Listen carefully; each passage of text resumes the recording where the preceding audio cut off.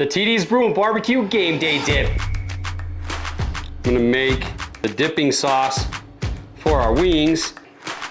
It's about a cup of mayonnaise, about a cup sour cream, a couple tablespoons of Zesty Taco,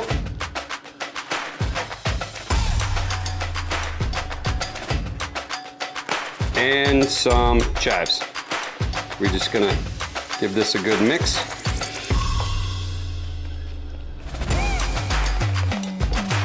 My buddy gave me this recipe. He's been making this recipe for about as long as I've had the Zesty Taco. And you can see here, let's add a little bit more chives to it. Just to get some, we'll save some for the top. We'll get some of these chives in here. You can really see that Zesty Taco in here.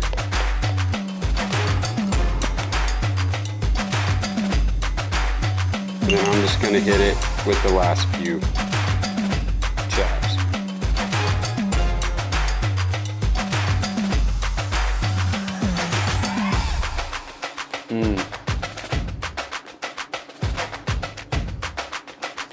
Damn!